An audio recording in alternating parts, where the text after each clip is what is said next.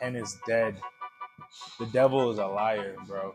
No, it's absolutely crazy. I'm in a public place right now. A true version of yourself and being that person so that you can multiply, impact other people. What up, y'all? I'm gonna be breaking down exactly how you can get unstuck in your health journey. But not only that, if you're procrastination, if you feel lazy, you feel tired and lethargic, I'm gonna break down exactly how you're gonna snap out of that quick without having to do too much, without doing all these weird procrastination things. You've probably seen some stuff like the Opus app. I don't know. We be coming up with so much nowadays that is unnecessary and doesn't really get us to our goals. Break it down to you to a T so that there's no confusion. You're gonna leave here with clarity, understanding exactly why you've been stuck and how we're gonna get you unstuck. So this first principle here, I got this from Myron Golden. Shout out to Gramps. He be really spitting game. Myron Golden I don't even think he's original to the concept, but the way he broke this down, even within financially, I think it completely changed my mind and mindset as a coach, but also my clients and how I get them such great results, especially when you talk about on average losing 6 to 7 pounds of body fat per month. The reason why is because more than that, it's about consistency. You can get all the great results you want, but if you can't keep it, it doesn't matter in the first place. And the first thing we're going to talk about is B. My pen is dead. The devil is a liar, bro. Bro, my pet is dead. This is crazy. I used this yesterday. You know when they be like, this is how true it is? Yeah, it's not writing anything. You know what? Screw the whiteboard then. I mean, it's not going to stop the video being made because the reality is this needs to be heard.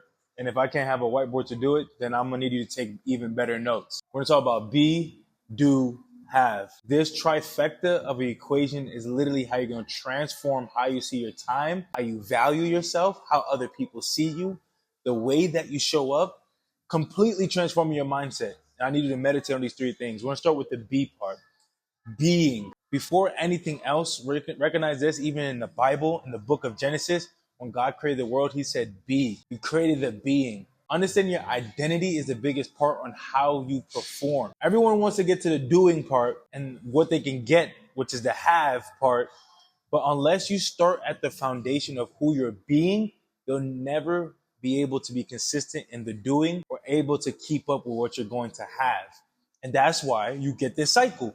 You focus so much on what you have to do. You focus only how you can have it, but you always miss that link. The missing link is who you being. Who are you being? Who are you becoming? How you analyze this is think about your background. Take, for instance, I'm from Brooklyn, New York, right? I come from an immigrant household. I have two Haitian parents straight out of Haiti, and they have survival mentality. Growing up in an environment like that, all I know is how to do the bare minimum so that everything can stay afloat. My dad was like Julius 2.0. We went to Costco. We got everything in bulk. He made sure that ramen noodles were stocked up. At the bare minimum, we had chicken, we had ramen noodles, and of course, some Haitian dishes. You know about the black rice, the grill. If you know, you know. Amazing food. But it was the bare minimum. I grew up with 6 people in a 1-bedroom home. That's survival mentality. There's no reason why. Growing up, I realized he made enough and we could have been moved. But that same mentality is in me now. Now I'm being this survival instinct. I'm learning how to be safe, never taking risk, and how to just stay afloat, not doing too much. Realize this, everything from your environment in your neighborhood, your parents, and also your traumatic experiences, which most of us have. Even if your home was safe, you probably had some messed up relationships. Monica probably broke your heart, or something probably happened to you where it rewired the way you thought and how you lived out your life. So now you have this different being that you are. If you can start piecing together all those foundational pieces of why you are that you are, you'll understand yourself a lot deeper, but also you know your starting point. It's hard to go somewhere without knowing first where you're starting from. Start with who you're being. What do you truly believe? What are your ethics? Do you really believe you could be a fit person? Do you really believe you could be consistent? Is this something that you actually believe about yourself, or have you succumbed to the thoughts of your environment? No one around me be working out. Whenever you go to a neighborhood and you see white people running, oh yeah, that's that white stuff. Like all these little microaggressions and things that have been put into your head that you've now adapted to yourself of, things are not being possible, laughing at big ideas and making changes or just these radical things. Gotta understand, You have to change your being. And it's going to look crazy because you're going to be countercultural. Don't you think me putting this camera up, speaking in this video is normal? No, it's absolutely crazy. I'm in a public place right now and I'm shooting a video. It's weird. It's awkward. It's cringe. You can accept that truth. I can do that right now. Just shut this camera off and do that. Or I can become what I know that I am, what I know God created me to be, which is this idea. The whiteboard gave out. I don't have this whole idea that I had in my head. It's not working. Instead of me focusing on what I have to do, even in this very video, I'm just going to be what I am to be. And that's the beautiful principle that makes you relentless, that makes you unstoppable, and makes you show up no matter what. So now you have this being. That's the root and the foundation of what you are. Now, when it comes to doing and having to do the act, now you don't have performance issues. That could be a lot smoother. And that's why you can go to the gym regularly. You can eat all the foods that you know that you should be. You can eat your fruits and veggies. You won't miss on workouts. You won't skip on cardio just because it's hard. You're more acquainted with the identity that you do hard things. That it's tough, but you're tougher. These are all principles that God is going to be able to use you in once you start to align yourself properly, and the doing becomes that much easier. It says, be fruitful and multiply and have dominion over the earth. Be fruitful. The doing is the multiplication, and the having is the dominion. We talked about being fruitful. That means bearing fruit, having things in your life that other people can see. That's something that you are. The doing is the multiplication. That's from Genesis. This is how we were created to live. Doing is the multiplication. Multiply, meaning everything that you have. If you have 1,000, make it 10,000. Multiplication. Now, what you have, having dominion. Once you have all those things in aligned, what you have becomes that much easier.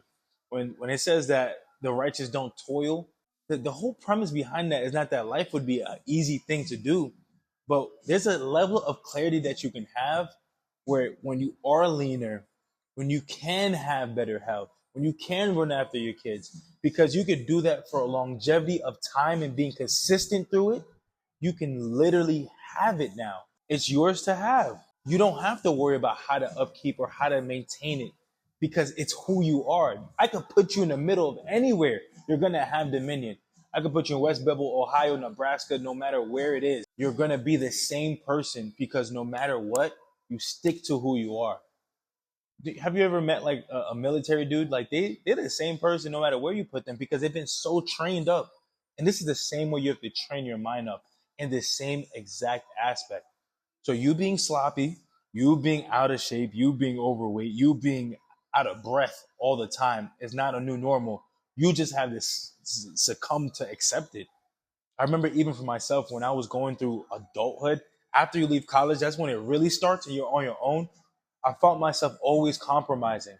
I always wanted a little break somewhere. And I always was trying to justify why I deserve a break. I would go to work, come back, and was like, dang, I need a little break. I need a DoorDash. I need an Uber Eats. I need to do something to relieve me of this stress when in reality, I have done nothing to deserve that. There is Once you start thinking that you deserve something, that's exactly when you fool yourself because all you're deserving of is death. You deserve death.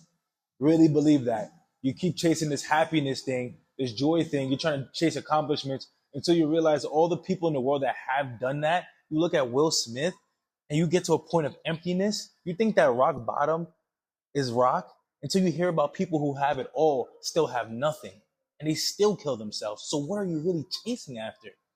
If you're not really committed to this idea of becoming a true version of yourself and being that person so that you can multiply, impact other people, you're failing. There's nothing successful about that, no matter how much money you have. And even for myself, when I found myself in those moments of wanting to have that convenience and that compromise, it didn't hit me until I looked in the mirror and realized I didn't like how I looked. I hated how I looked. How I looked was the last thing I ever wanted to see. I remember going to shower and just ignoring the mirror, or I'd wait for the mirror to fog up so I could run in the shower and ignore how I looked. I didn't want to see it. It was like this image that would replay in my mind and remind me of how much that I let myself go. And that's usually the phrase that most people use. I let myself go. I let myself go. Yo, I used to look like this, but You have this image in your mind that you're holding on to in your youth, and you're still young enough to.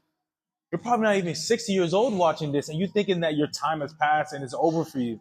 You're just accepting defeat. And really, what you're doing is just speeding up death and failure way before it's time.